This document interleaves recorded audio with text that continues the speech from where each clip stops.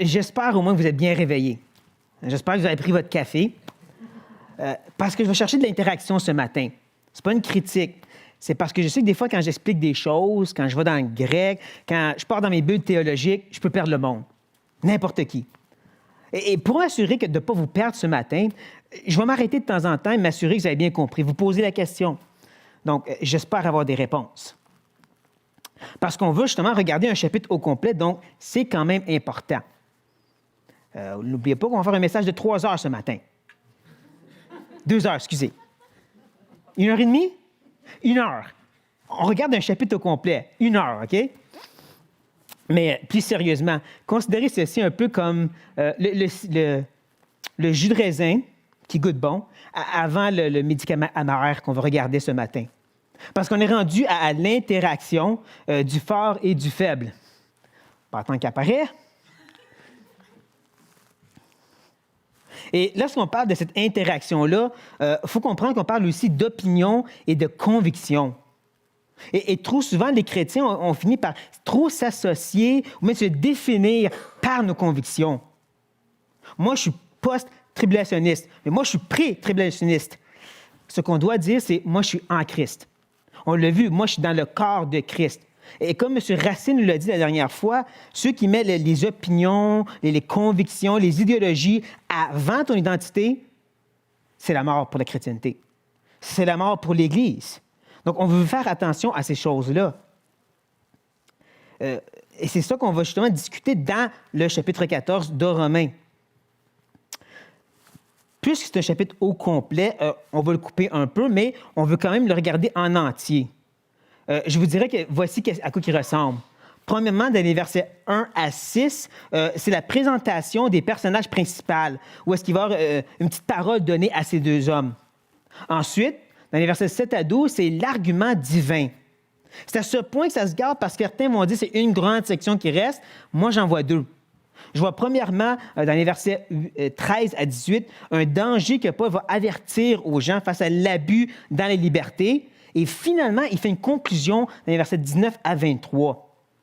Vous allez voir qu'il y a vraiment une différence, puis la conclusion est grandement importante. Donc, comme j'ai dit, je vais faire une petite séparation pour ne pas vous perdre et lire tout d'une shot. Ce que je vais faire, c'est que je vais lire chaque section et ensuite, on va commenter au fur et à mesure. J'espère que je n'offense personne du fait que j'ai un pad dans les mains et pas une Bible. Je dirais même que je me sens un peu nu sans une Bible dans la main, mais tu fais qu'est-ce que tu peux. J'ai oublié ma Bible. Donc, je commence avec les versets 1 à 6. Faites accueil à celui qui est faible dans la foi et ne discutez pas sur les opinions. Tel croit pouvoir manger de tout, tel autre, qui est faible, ne mange que des légumes. Que celui qui mange ne méprise point celui qui ne mange pas, et que celui qui ne mange pas ne juge point celui qui mange, car Dieu l'a accueilli. Qui es-tu, toi, qui juges un serviteur d'autrui? S'il se tient debout, ou s'il tombe, cela regarde son maître. Mais il se tiendra debout, car le Seigneur a le pouvoir de l'affermir. Tel fait une distinction entre les jours, et tel autre les estime tous égaux, que chacun ait en son esprit une pleine conviction. Celui qui distingue entre les jours agit ainsi pour le Seigneur.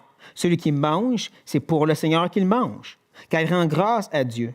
Celui qui ne mange pas, c'est pour le Seigneur qu'il ne mange pas, et il rend grâce à Dieu.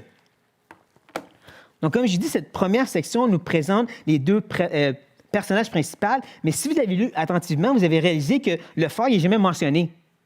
Il est assumé. Si tu as un faible, automatiquement, tu dois avoir un fort. Je vais même vous dire que tout le chapitre 14, il ne va jamais dire fort. C'est toujours assumé. C'est seulement rendu au chapitre 15, mais ça, c'est la semaine prochaine. Dans cette présentation, Paul va fonctionner comme par un cycle, 2 cycles, je dirais même. Il va commencer en s'adressant à un personnage, le fort. Ensuite, il va donner un exemple de fort et de faible. Et après ça, il s'adresse aux 2. Et il recommence le cycle. Au verset 4, il s'adresse aux faibles. Ensuite, il présente les 2 personnages. Puis ensuite, il s'adresse aux 2 personnages. Vous allez voir que l'idée du cycle va être importante qu'on va avancer dans l'étude. Donc, il commence en disant aux forts de faire accueil. Je dirais que cette petite expression, c'est plus que juste serrer la main. Ça parle d'intimité et ça parle aussi d'initiative. C'est de vraiment être fervent pour s'embrasser, d'être ensemble dans la communion. Certaines des vieilles traductions, comme celle de la Syrie ou l'Éthiopie, eux ont traduit « donne tes mains ». dans le sens communion fraternelle. Roule tes manches, puis aidez-vous. Tout ça est inclus dans cette idée de faire accueil. Je vous ai dit, le grec, c'est riche. Et même si c'est au fort qui parle, on comprend que le faible aussi est inclus. On devrait se faire accueil mutuellement. Mais c'est quoi exactement un faible? Ça, c'est une bonne chose à faire, poser des questions au texte pour mieux le comprendre. Donc, qu'est-ce que Paul veut dire par un faible? À la place de donner une opinion, on va voir, il dit c'est un faible dans la foi. Le mot foi, c'est le mot pistis. Oui, ça veut dire croyance, mais ça veut aussi dire système de croyance. Un peu comme nous, on appelle une confession de foi. Donc, quand Paul dit un faible dans la foi, il parle de quelqu'un qui n'a pas une bonne compréhension de la chrétienté. Nous, on dirait peut-être plus, dans notre langage moderne, il est à l'ABC de la chrétienté, pas encore à X, Y, Z, même pas à LMNOP. Ou pour être fidèle au texte, c'est plus comme s'il est en train de dire qu'il n'y a pas une bonne compréhension de la grâce. Il pense encore qu'il y a des choses que tu peux faire et dois faire pour plaire à Dieu. Réalisant que Paul s'adresse à une église qui est moitié païen, plus ou moins, et moitié juif, mais on sait que les Juifs avaient un bagage rempli de lois, des lois par lesquelles tu pouvais plaire à Dieu. OK, on comprend, on est sauvé par grâce, mais il faut faire des choses pour plaire à Dieu. Donc, il y a une certaine faiblesse. Je crois que vous comprenez. Là. Faible dans la foi, c'est un manque de compréhension. C'est clair? Oui? J'ai dit, participation. C'est important parce que rendu au verset 2, il va nous donner un exemple, il va parler de restrictions. Il ne faut pas s'imaginer qu'un faible, automatiquement, c'est quelqu'un qui se met des privations, ou je devrais dire, automatiquement, si tu te prives, tu es un faible. Parce que selon Hébreux 12, 1, il y a des fardeaux à enlever des fois pour mieux marcher pour Dieu. Donc, pas parce que tu enlèves ces fardeaux, que tu t'enlèves certaines choses de la vie, veut dire que tu es faible, tu peux être même très fort et décider, je ne veux pas ces choses-là parce que je veux mieux marcher pour Dieu. Donc, c'est pour ça que c'est important. Ayant compris ceci, Paul va continuer et dire qu'il ne faut pas discuter sur les opinions, qui pourrait porter à confusion. On pourrait porter à croire que Paul est en train de dire que c'est mal de parler en nous de conviction. Ce n'est pas exactement ça que Paul dit. Le mot « discuter », c'est plus discerner ou amener un jugement. Donc, dans la traduction du Sommeur, on peut lire « sans vous ériger en juge de ses opinions » et ensuite, dans la Nouvelle Bible seconde, « sans discrimination d'opinion ».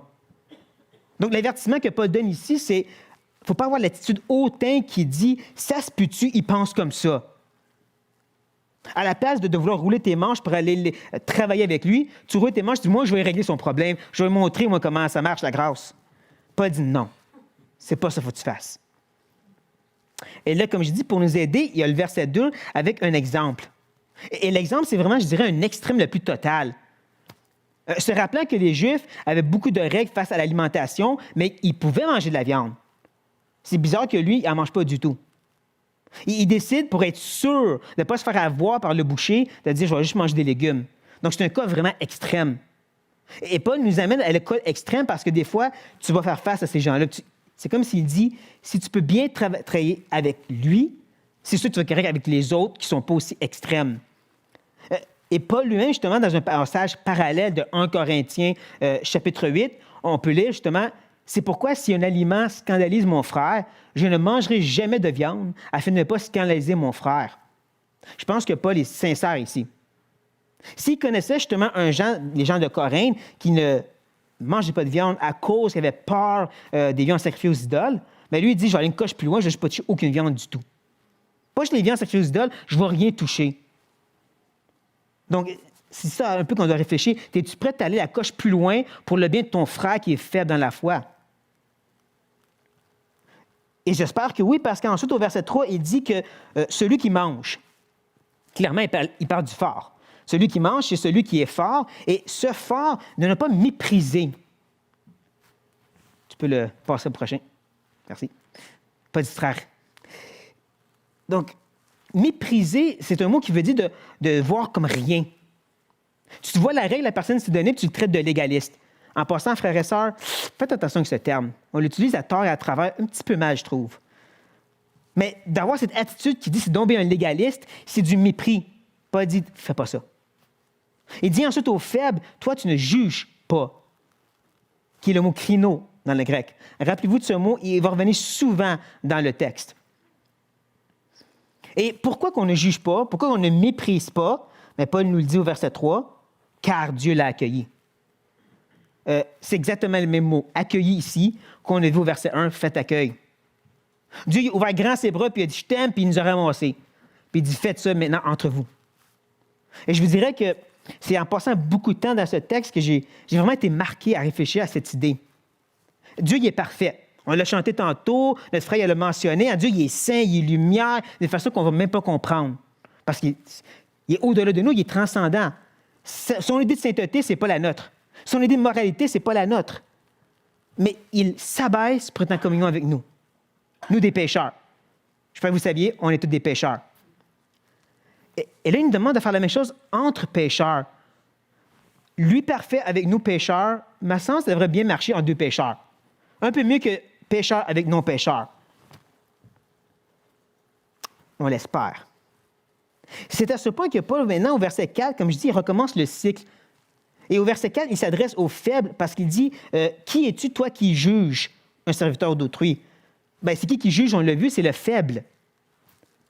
Je dis ceci, l'idée du cycle, l'idée que c'est aux faibles qui s'adresse, parce qu'ensuite, le verset 4, me semble, présente un peu la vie du fort. Au verset 1, on voyait un peu la vie du faible, et là, au verset 4, c'est la vie du fort, dans le sens que le fort, il va plus de permission.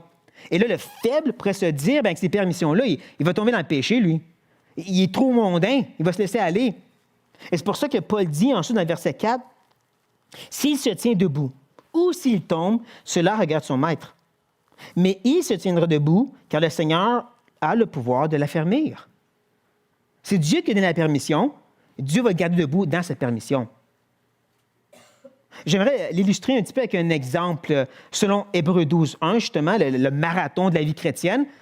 Disons que tu as le faible qui est en train de courir. Lui, il est faible, il n'a presque rien, il est presque tout nu en courant. Là, à un certain point, du coin de là, il voit un autre à côté de lui avec 2 gros sacs à dos. Un avant, un arrière, là, vraiment gros. Là, il se dit, mais non, il va enlever les fardeaux, qu'est-ce qu'il fait là? Là, tu dis, il va arrêter à un certain point, il va fatiguer.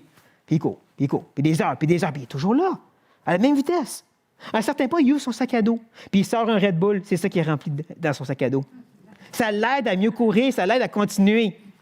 Je sais, l'illustration est un petit peu ridicule, mais l'idée, c'est Dieu qui a donné la force de porter ce sac à dos, et par ce sac à dos, Dieu lui donne la capacité de continuer. Tu ne sais pas si ce frère plus fort a cette permission pour mieux servir Dieu. Donc, t'es qui, toi, pour juger? C'est ça que Paul essaie de leur faire comprendre à ce faible. Et là, il nous donne un autre exemple au verset 5 qui, soyons honnêtes, passe par-dessus notre tête. Je dis, y a-t-il quelqu'un ici qui considère qu'il y a des jours spéciaux, comme des lunes, puis des sabbats et des choses comme ça? Quelqu'un qui... Non? C'est ça. Mais la fin du verset 5 est intéressant. Et il dit que chacun ait en son esprit une pleine conviction. L'expression pleine conviction, c'est un gros mot composé dans le grec, pérès phoreo. Pas obligé de le connaître. Mais pérès, ça veut dire pleinement convaincu de quelque chose. D'être certain de quelque chose. Mais l'autre mot est intéressant. Phoreo, ça veut dire transporter, ou si vous voulez, mettre en pratique. Une conviction, ce n'est pas juste d'avoir une opinion sur un certain passage ou un sujet particulier. C'est que tu le vives. Je crois ça face à ça, donc je le mets en pratique. C'est ça une conviction. Tu le vis. Et tu le vis en rapport avec le Seigneur, comme il dit au verset 6. Celui qui distingue entre les jours agit ainsi pour le Seigneur. C'est pour ça que j'aime aussi dans l'Estherval, ça dit « ayant égard au Seigneur ». Par amour pour Dieu. Comme il dit ensuite, c'est en rendant grâce à Dieu. Cette conviction est en relation avec le Seigneur. Ce n'est pas « je fais ce que je veux ». C'est « je fais parce que j'aime Dieu ». Et c'est sur ce tremplin qui va maintenant nous lancer dans le prochain passage, la prochaine section. Donc, j'espère que vous avez bien saisi que la première nous avertit face à l'attitude de regarder vers les autres à la place de regarder vers Dieu. Oui, non? T'as pas aussi fort celle-là? Bon, prochaine section, 7 à 12. En effet, nul de nous ne vit pour lui-même et nul ne meurt pour lui-même. Car si nous vivons pour le Seigneur. Et si nous mourons pour le Seigneur. Soit donc que nous vivons, soit que nous mourions, nous sommes au Seigneur. Car Christ est mort et il a vécu, afin de dominer sur les morts et sur les vivants. Mais toi, pourquoi juges-tu ton frère? Ou toi, pourquoi méprises-tu ton frère? Parce que nous comparaîtrons tous devant le tribunal de Dieu. Car il est écrit, « Je suis vivant, dit le Seigneur. Tout genou fléchira devant moi, et toute langue donnera gloire à Dieu. Ainsi, chacun de nous rendra compte à Dieu pour lui-même. » C'est l'argument divin. C'est l'argument à tout casser. C'est comme n'importe quel grand frère qui va ses deux petits frères chicaner. Il les prend par la main et dit « Venez, on va aller voir papa. » Ça, c'est 7 à 12. Et dans cette argumentation, pas trois mini-arguments. C'est comme les trois pattes qui tiennent le trône de Dieu. La première, c'est la plus longue, c'est 7 à 9. Où est-ce qu'il nous rappelle une chose? Tu ne t'appartiens pas. Verset 7. Nul de nous ne vit pour lui-même. Tu ne t'appartiens pas. À qui on appartient? Verset 8.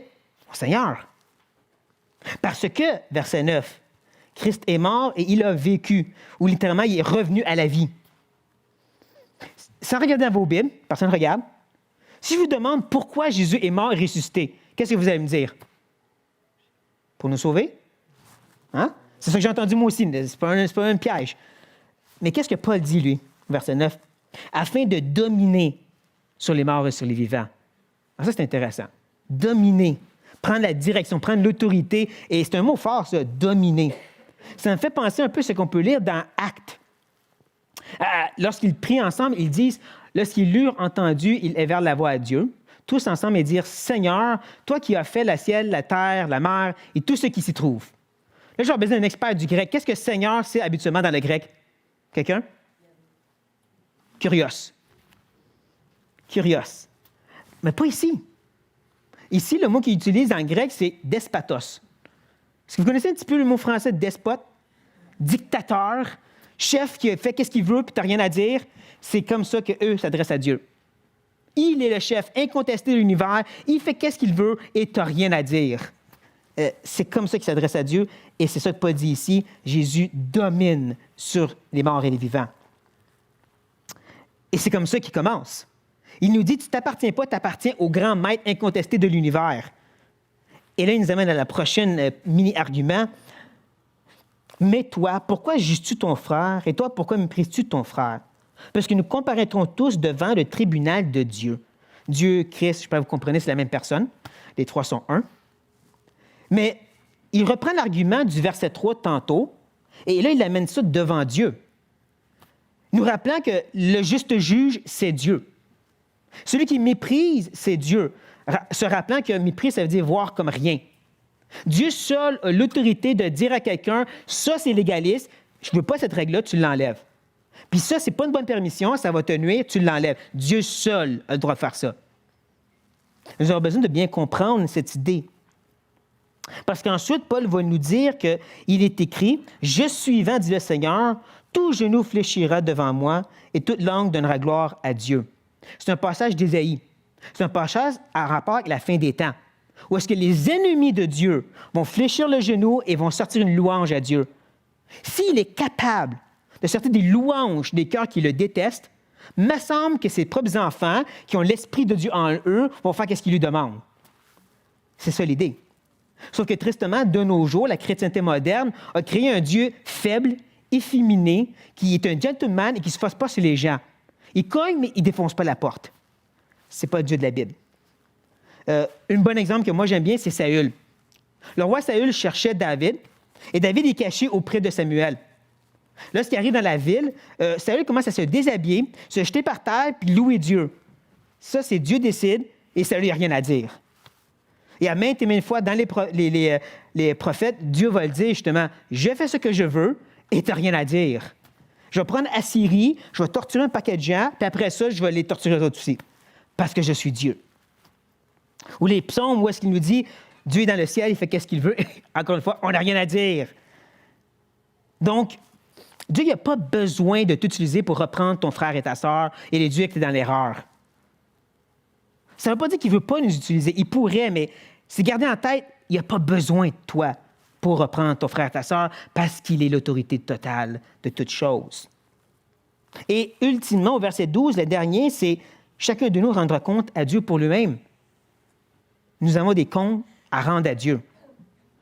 J'espère que vous réfléchissez ça un petit peu à ça. Non, on ne parle pas de péché parce que ça, c'était réglé à la croix. Laissez personne vous dire qu'on va être honteux pour nos péchés rendus au ciel parce que c'est réglé à la croix. N'empêche que dans 2 Corinthiens, chapitre 5, verset 10, Paul, il nous dit qu'on va devoir rendre compte au tribunal de Christ et avoir des récompenses pour le bien et le mal qu'on a fait. Oh! Des récompenses pour le mal qu'on a fait. Il faut comprendre que le mot mal, ça veut dire vain, inutile. Tu sais, comme argumenter pour une petite opinion, des choses vaines comme ça, se taper dessus à coups de Bible, des vaineries comme ça, tu vas avoir des comptes à rendre à Dieu pour ça. Je ne sais pas pour vous, mais moi, ça m'a marqué parce que pendant que j'enseignais 2 Corinthiens chapitre 5 à l'Église, j'enseignais aussi Romains 14 le dimanche. Donc, d'une bombardette de bord de côté, tu as des comptes à rendre à Dieu. Donc, j'espère que vous êtes un petit peu marqués face à ça, à réfléchir à cette attitude-là. Parce que là, Paul va vous amener à un passage qui est un petit peu plus frappant. La section 13 à 18.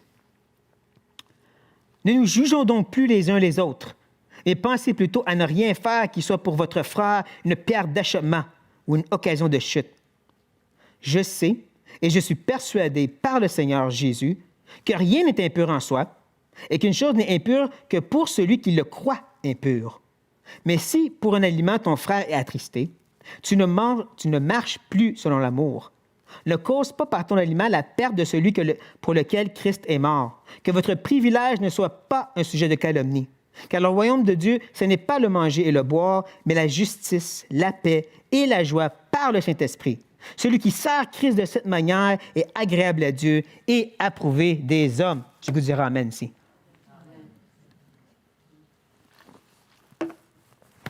Comme j'ai dit, cette section, elle est frappante. Paul veut vraiment nous faire réfléchir. Le problème, c'est que depuis le début, il utilise des exemples qui ne nous marquent pas vraiment. Je l'ai dit tantôt avec les jours. Ou y a-t-il quelqu'un ici, sérieusement, là, y a-t-il quelqu'un qui est végétarien par cause de conviction biblique? Quelqu'un? Soyez honnête, c'est correct. Non, hein? Par-dessus notre tête. Ça ne nous affecte pas. Donc, le message ici qui devrait nous mordre, il n'y a pas dedans. C'est pourquoi j'aimerais utiliser des exemples plus modernes, comme la musique, le divertissement, l'alcool. Oh! Comprenez-moi ici, je ne cherche pas nécessairement à déranger pour le fun de déranger. Je n'ai pas une sorte de plaisir macabre de brasser la cage et de dire « Danse, petit chrétien! » Ah oui?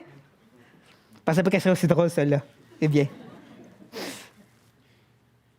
Non, je suis désolé si je vous dérange, sans nécessairement être vraiment désolé. C'est un peu comme Paul dit aux Corinthiens, dans 2 Corinthiens, « Je regrette, mais je ne me repens pas de vous avoir offensé. » Parce que ce passage de Paul ici, il est fait pour déranger. Il est fait pour brosser une petite cage puis dire, pense vraiment à la façon que tu agis en tant que chrétien dans tes libertés. Il continue en passant au verset 13 en disant donc. Les mots comme ça nous ramènent à ce qui est venu avant. Nous ramènent à cet argument de Dieu. Vous vous rappelez, c'est Dieu, le despote, le juge qui décide tout. Donc, ne nous jugeons plus les uns les autres. Ah. Mais, pensez. Ici, c'est le mot crino. Quelqu'un se rappelle que ça veut dire mot crino? Juge. Paul, il dit, il ne faut pas juger, mais il faut juger. Bizarre. C'est parce que Paul sait à qui il s'adresse. Il s'adresse à des gens qui, même si on est régénéré, on juge, on analyse, on juge les uns les autres autour de nous. Et Paul dit, à la place, prenez cette attitude de jugement et jugez plutôt, pas me perdre, à ne rien faire qui soit pour votre frère une pierre d'achoppement. Le mot « faire », tétimi, tellement fun à dire que je l'ai appris par cœur, tétimi, ça veut dire d'installer ou d'établir quelque chose. C'est faire exprès. C'est pas un « oups », c'est vraiment que tu as planifié de mettre une pierre d'achoppement. Je vous donne une petite illustration un petit peu ridicule encore. Je vous avertis là. Disons que frère X transporte des grosses roches. Je ne sais pas pourquoi il les transporte, mais il les transporte. Et il en achète quelques-unes. Le frère derrière lui, il s'accroche dessus et se casse la cheville. Il n'a pas fait exprès, il les a échappées. Maintenant, changeons le scénario. Ce même frère décide de les installer directement dans le chemin, les recouvrir de feuilles pour que quelqu'un s'accroche et se casse les barboulettes. Ça, c'est faire exprès pour mettre une pierre d'achoppement.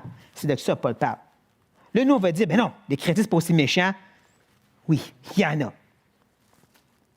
Surtout quand on parle de conviction ou d'opinion. Surtout quand on parle d'avoir raison. Là, c'est tasse-toi de là, on va se battre. Paul dit non.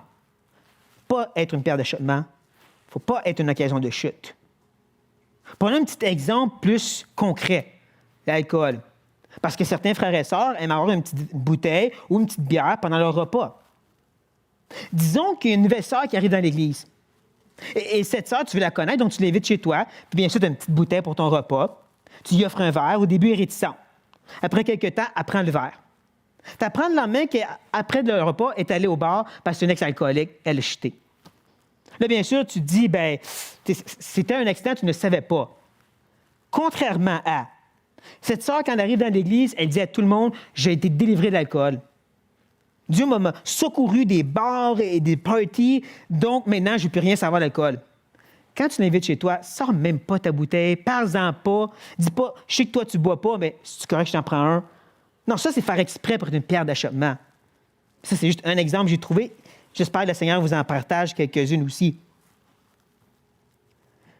Mais pour pas qu'on croie que... Ah oui, je n'ai pas oublié une petite note ici. Il faut faire la différence entre être une pierre d'achoppement, faire tomber quelqu'un dans le péché, puis de tout simplement déranger quelqu'un, ou dans le sens de l'offenser. J'ai justement une belle illustration face à offenser. C'est une histoire vraie, ça a l'air. Un pasteur dans les années 70 avait une grosse barbe. Et je ne sais pas pourquoi, mais tu n'avais pas le droit des grosses barbes dans ce temps-là. Donc, après le message, une femme est venue le voir pour lui dire « Ta barbe est une pierre d'achoppement pour moi. » Il lui dit très gentiment « Ma chère madame, cette barbe est une pierre d'achoppement seulement si tu veux pousser une barbe. » C'est ridicule, mais c'est ça l'idée. Il y a une différence entre « tu m'offenses, j'aime pas le fait que tu bois » et « si tu bois, ça me donne le goût de boire et moi je tombe dans le péché. » Il faut faire la différence. Parce qu'ensuite, Paul va nous montrer au verset 14 que lui, il est du côté du fort. Il dit « je sais et je suis persuadé ». Ça, c'est deux termes de certitude. En plus, il ajoute « par le Seigneur ». Ça veut-tu dire que Dieu il a montré quelque chose? Je ne sais pas. Mais ce qu'il dit, c'est « je sais, et Dieu même est de mon côté ». En rapport avec quoi? Que rien n'est impur en soi, qui est le mot commun, qui pour nous ne veut peut-être pas dire grand-chose, mais mettez dans le contexte des Juifs religieux. Le temple était spécifique et seulement certaines choses pouvaient rentrer. Les choses du commun, dehors, c'était mauvais. Donc pour eux, commun, impur, c'est mauvais. Nous, on va peut-être dire mondain. Paul dit, en soi, dans sa nature, il n'y a rien de mondain. La musique, le rythme, la mélodie, c'est pas mauvais en soi. Donc, c'est néfaste quand les chrétiens essaient de prouver que c'est mal une certaine mélodie ou un beat, si vous voulez, parce que c'est contre la Bible. Non, Dieu, Paul nous dit clairement qu'en soi, il n'y a pas d'impur. Mais en même temps, il continue en nous disant qu'il y a une chose qui est impure. C'est quoi? C'est lorsque tu le crois. Lorsque dans ta conscience, tu te dis, ça, c'est mauvais. Là, c'est rendu impur. Il y a environ une centaine d'années, les chrétiens considéraient jouer aux cartes comme mauvais, même carrément péché. Pourtant, j'espère que vous savez que ces petits morceaux de carton avec plastifié, c'est rien. En soi, c'est rien que du carton. Mais pour eux, c'était péché. À cause de quoi c'était rattaché? Dans leur conscience, c'était impur. Et il faut qu'on prenne en considération la conscience. Paul va y revenir tantôt en conclusion, mais pour tout de suite, il veut continuer. Il va dire au verset 15, « Mais si pour un aliment, » là, j'espère que vous comprenez, pas juste la nourriture, mais pour ta permission, okay? Pour ta liberté, pour qu'est-ce que tu trouves le droit de faire, peu importe qu'est-ce que c'est, si par cette chose, ton frère est attristé, qui parle ici d'une souffrance émotionnelle intense. C'est pas gentil, ça. Là, c'est un coup de poing dans l'âme. Si tu viens juste de nuire ma relation avec Dieu. On prend un autre exemple. Frère S. Frère S, il n'est pas capable de se divertir parce qu'il exagère toujours. Jeux vidéo, télévision. Donc, lui, il a dit X rouge sur tout ça. Il a décidé qu'il ne veut plus jamais. Et même, il commence à dire aux gens, c'est mauvais, c'est péché, ça t'éloigne de Dieu. Et là, toi, tu vas le voir et tu dis, frère, écoute, c'est légaliste, comment tu penses, là. La télé, c'est pas péché. Tu devrais, de temps en temps, il y a une émission, c'est correct. Les nouvelles, c'est pas si pire. Tu donnes un coup de poing dans l'âme. Tu viens nuire à sa relation avec Dieu. Et qu'est-ce qu'il n'a pas dit face à ça? Tu ne marches plus selon l'amour. Ça, c'est fort. Tu ne marches plus selon l'amour. Prends 1 Corinthiens 13 au complet, là, fais un gros X rouge, tu n'accomplis rien. Oui, mais je fais verset 6. Non. Paul dit, tu fais rien de ça. Si tu blesses ton frère dans son âme face à ta permission, tu n'accomplis rien de l'amour. Et il n'a pas fini parce qu'il dit, ne cause pas par cette permission la perte. Apollymie. Dans le livre de l'Apocalypse, on rencontre Apollyon, l'exterminateur. Je vais vous commencer à comprendre la puissance derrière ce mot. Plus souvent qu'autrement, surtout dans les évangiles, Jésus l'utilise pour parler de la perte éternelle. Ouch! Et non, ce n'est pas la perte du salut que Paul parle ici. Je ne vais pas vous enseigner une hérésie. Vous pouvez reposer calme. Mais quand même, ça nous fait comprendre qu'on parle vraiment que ces petites brebis vont peut-être quitter l'enclos à cause de toi. Et pour qu'on se sente vraiment mal, il ajoute celui pour qui Christ est mort. Jésus, il est mort pour qu'il rentre dans l'enclos, puis à cause de toi, il est ressorti. Ça, c'est sérieux. Et parce que j'ai trop d'imagination, je suis capable d'avoir un certain scénario. Le Seigneur rentre dans son enclos. Il commence à flatter ses petites brebis. Ah, Jim, t'as amené une bonne parole aujourd'hui sur l'orgueil. Céline, tu joues bien du violon. Là, il regarde autour de lui. Il commence à se gratter la tête. Il est où Steve? Tu sais, Monsieur S. Il est où Steve? Et là, quelques petites brebis arrivent, la tête toute basse. Seigneur, c'est parce que tu vois, il n'arrêtait pas de parler contre la télé. Puis il a fait comprendre que c'est légaliste, puis c'est pas contre la Bible. Il est parti se divertir dans le monde. Là, je peux voir les flammes de feu sortir de ses yeux. Alors, je sais que c'est un peu ridicule, mais il faut le prendre au sérieux parce que dans Matthieu 18, verset 6, c'est à ton tour. Ça dit, mais si quelqu'un scandalisait un de ces petits qui croit en moi, il vaudrait mieux pour lui qu'on suspendît à son cou une meule de moulin et qu'on le jetât au fond de la mer. Je ne sais pas si vous réalisez, mais quelqu'un qui scandalisait, ça peut être nous. Ça peut être des frères et sœurs. Ça peut être une bonne chose de scandaliser un de ces petits au Seigneur.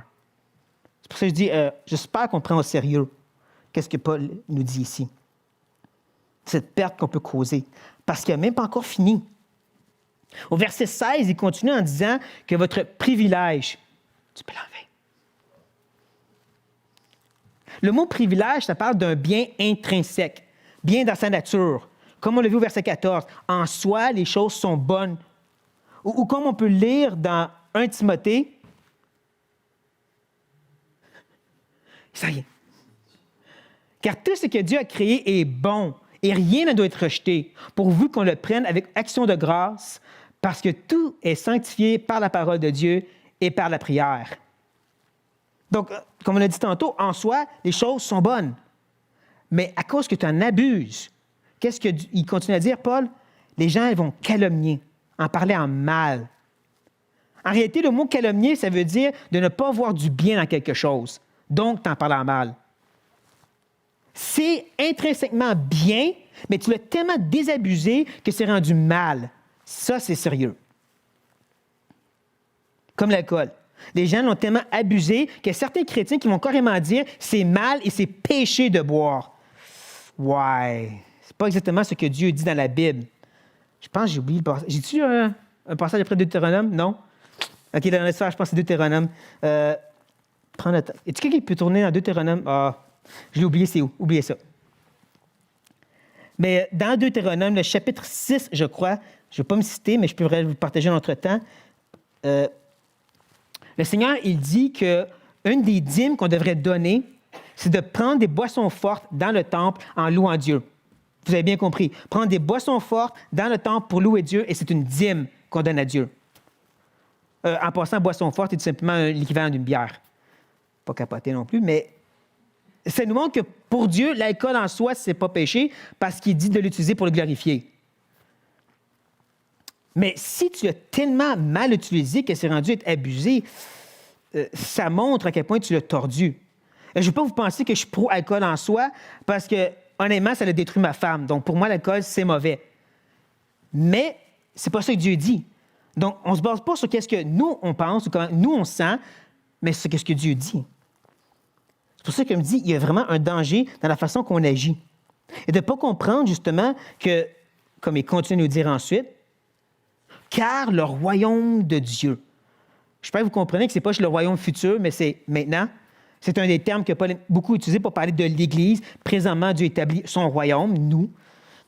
Et dans ce royaume, dans cette Église, il continue à dire, ce n'est pas juste le manger et le boire.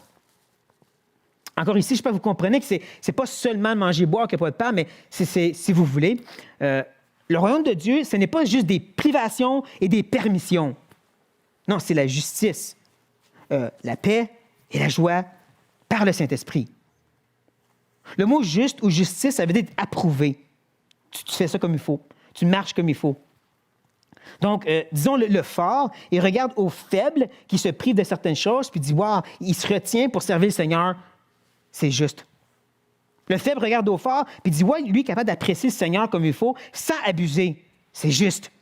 C'est de ça que Paul parle. Et ensuite, il ajoute l'effet de la paix. Parce que Dieu ne veut pas une conformité à des règles, il veut une unité en Christ. Il veut qu'on travaille ensemble à accomplir ceci. C'est ça qu'on voit à travers le passage depuis tantôt. Donc, c'est cette sorte de paix-là qu'on recherche. Et là, tu as le mot joie. Personnellement, je considère que c'est la joie de l'autre. Parce qu'on a vu au verset 15, si je ne me trompe pas, que tu peux attrister ton frère. À la place de l'attrister, cherche donc à le rendre joyeux.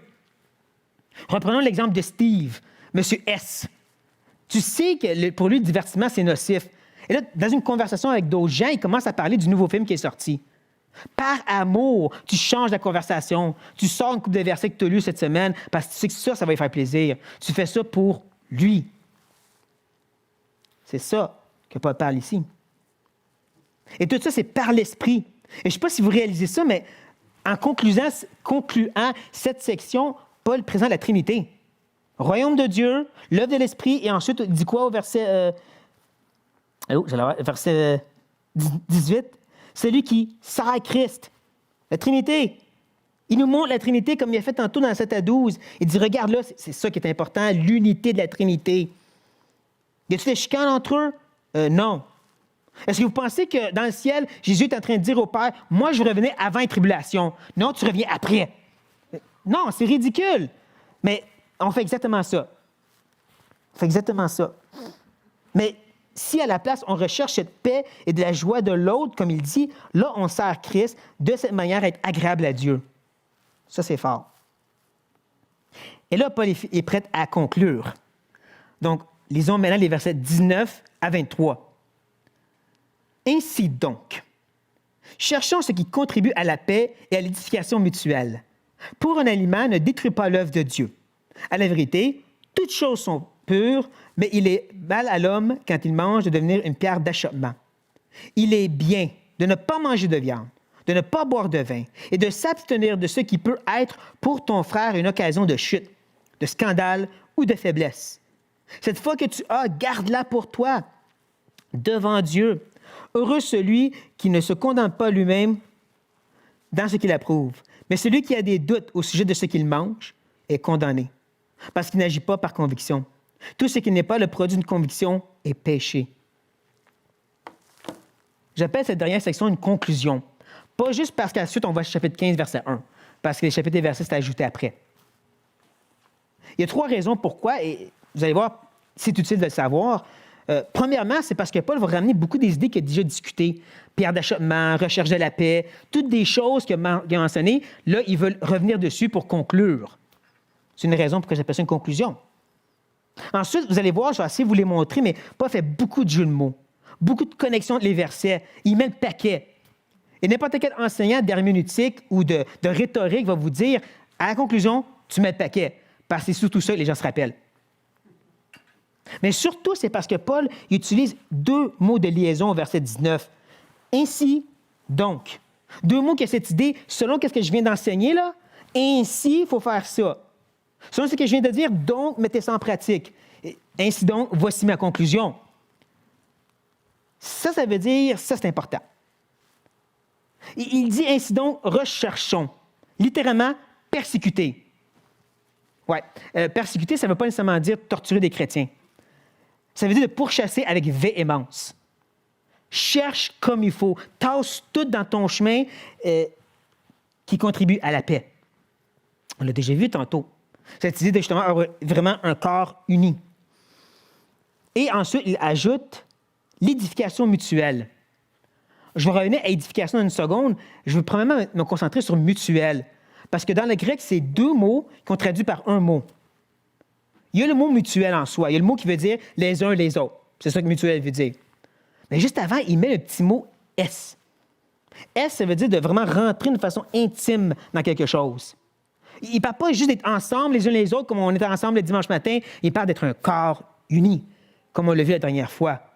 Vraiment, là, comme le corps, il est tout connecté ensemble d'une façon non séparable, parce que si tu te sépares, tu te fais du mal. C'est ça que Paul dit qu'on devrait chercher dans cette édification mutuelle. Et le mot édification, c'est un mot de construction qui veut dire de mettre un mur, élever un mur, qui est un antonyme parfait du mot détruire au verset 20. Détruire, ça veut dire jette le mur par terre. Donc, élève le mur, jette-les pas par terre. Ne détruis pas l'œuvre de Dieu. C'est l'œuvre de Dieu de bâtir un temple de pierre vivante. Jette pas ça par terre. Comment qu'on fait ça? Il me semble qu'on devrait avoir une petite crainte et dire, OK, Paul, qu'est-ce qu'on fait pour ne pas faire ça? Bien, il va nous dire. Il va nous dire, ça rappelle avec ton aliment. Rappelez-vous cette permission, cette liberté. Et là, il va revenir avec l'idée du verset 14. Vous vous rappelez le fait qu'en soi, il n'y a rien d'impur. Il va nous dire que toutes choses sont pures. Toutes choses en soi sont intrinsèquement bien. Mais il y a du mal, du vrai mal, méchanceté. Lorsque par la façon que tu utilises ta liberté, tu viens à être une pierre d'achoppement. C'est là que le mal se trouve. Et du mal, Paul va nous donner un autre antonyme au verset 21 en parlant du bien, beauté, quelque chose de louable. Paul veut nous montrer que tu peux faire entre le mal ou du bien louable. C'est quoi ce bien louable? Bien, c'est de s'abstenir. Pas de manger, pas de boire.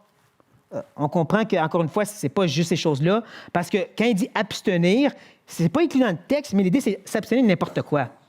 C'est comme sous-entendu, quand tu dis « abstiens-toi », 3 petits points, c'est de n'importe quoi. Mais il en met 3 parce qu'il veut faire un contraste avec les 3 autres choses. Où est-ce qu'il parle d'occasion de chute, faiblesse et scandale. Il utilise un triple contraste à un autre triple pour que ça nous fasse réfléchir. Tu peux entrefaire ce 3 mal-là ou tu peux faire ce 3 bien-là. C'est à toi de réfléchir.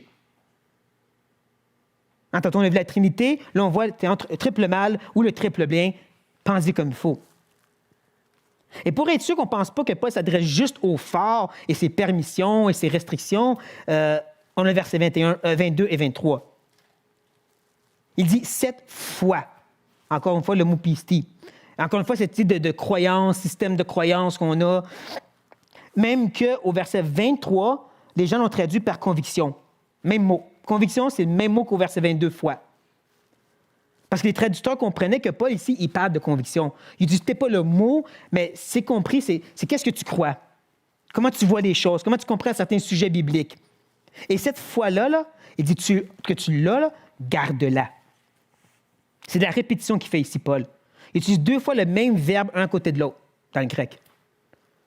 C'est un verbe qui veut dire avoir, bien sûr, aussi tenir et de posséder. En d'autres mots, tu tiens une conviction, garde-la proche de toi, justement. C'est pour toi. Tu possèdes, c'est ta possession. C'est pas pour les autres. C'est toi devant Dieu. Ça, je dirais, là, c'est un énoncé à souligner, surligner, n'importe quoi, parce que c'est ici que Paul base tout. C'est ta conviction en toi et Dieu. C'est pas pour les autres. Conviction, c'est tu le vis, pas tu l'imposes. C'est ça que Paul dit. Et là, pour être un peu plus gentil, il va faire une petite béatitude. Il va nous dire « Heureux celui qui ne se condamne pas lui-même dans ce qu'il approuve. » En passant, le mot « condamne », c'est « créneau ». Là, vous devriez savoir c'est quoi le mot « créneau ». Oui, juge. Donc, ça nous dit dans la Nouvelle Bible seconde, « Heureux celui qui ne se juge pas lui-même en exerçant son discernement. » L'idée semble être que tu n'es pas en train de te remettre en question face à tes convictions. Toujours en train de te questionner si tu es correct, si tu n'es pas correct. Et c'est ça qui nous amène au verset 23, où il fait un contraste. Mais, tu es heureux d'un bord, mais il y a une situation où tu vas être malheureux, qui est beaucoup plus frappant qu'on peut s'imaginer, parce que hier, je lisais les béatitudes. Et je me suis rendu compte que le Seigneur dit toujours « heureux celui, car ». Toujours. Pour les 9 des 10, il dit « car ». Si tu souffres comme ça, tu vas être heureux car tu vas avoir quelque chose. Paul lui dit « mais ». Ça, pour ses lecteurs, comme là, maintenant, j'espère pour vous, vous dites « attends, mais ». Non, Paul, c'est posé des car. Il pas dit « non, c'est mais ». Mais celui qui a des doutes, diacrino. Dia, ça veut dire d'un bord à de l'autre. Tu es toujours en train de vaciller dans tes jugements. J'ai le droit? Non, attends, j'ai pas le droit. Non, les gens disent c'est correct, j'ai le droit. Ouais, mais non, je crois pas que j'ai le droit. Diacrino. Tu te promènes d'un bord et de l'autre, tu n'es pas certain. Et ça va t'amener à un catacrino. Je l'explique. Kata, c'est le point final. Donc, c'est un jugement final, une condamnation. Je vous ai donné ces 3 mots-là pour que vous voyez la belle lignée de jumeaux que Paul fait. Tu vas être heureux si tu n'es pas en train de te crino, parce que si tu commences à faire des diacrinos, tu vas être catacrino. Ça, c'est la beauté du grec. Je vous l'ai dit, vous allez aimer le grec quand je vais finir avec vous autres. Mais de cette beauté, on pourrait se dire, pourquoi? Pourquoi est-ce que si je commence à me questionner sur quoi que ce soit, ça peut être ma condamnation? Et je suis content de vous me poser la question. Parce que Paul répond. Il nous dit, parce qu'il n'agit pas par conviction. Tout ce qui n'est pas le produit d'une conviction est péché. Rappelez-vous, conviction, foi, même chose. Si de toi-même, de cette conscience que tu as en toi, tu n'as pas une certitude que Dieu veut que tu fasses ça, tu pêches. La conscience est quelque chose de fascinant, surtout dans la Bible. Parce que d'un côté, même si tu approuves de quelque chose dans ta conscience, ça ne veut pas dire que tu as le droit. Mais de l'autre côté, dès que tu désapprouves, dès que tu dis « je pense pas que j'ai le droit », tu pêches automatiquement. Même si tu n'as pas de verset qui dit que tu n'as pas le droit, si tu as conscience que tu n'as pas le droit, tu pêches. C'est sérieux. Qu'est-ce que Paul dit ici? C'est sérieux. Et c'est pourquoi que le fort ou le faible ne doit pas chercher à amener ou détourner les convictions des autres parce que tu les amènes à pécher. Tu les amènes à être attristés ou même à être perdus. Et comme j'ai dit, on a des comptes à rendre à Dieu. C'est Dieu qui décide. C'est Dieu qui décide qui a quelle conviction, qui vit de quelle façon, qui me sert de quelle façon. Notre job à nous, là, c'est premièrement de ne pas avoir une attitude qui juge et qui méprise et qui regarde les autres avec hautain et dédain. Non, à la place, notre œuvre à faire, elle est au verset 1. Faites accueil. Roule tes manches, mettez-vous ensemble, comme quand ils ont rebâti le temple et bâti le mur de Dieu. Bâti son Église. Ça, c'est ton œuvre à toi à faire. Cherche la paix dans l'unité, la paix dans l'amour du Seigneur. Cherche la joie de l'autre. Sois pas la tête dure qui a toujours raison puis qui défonce le mur de Dieu, qui détruit son œuvre à la place.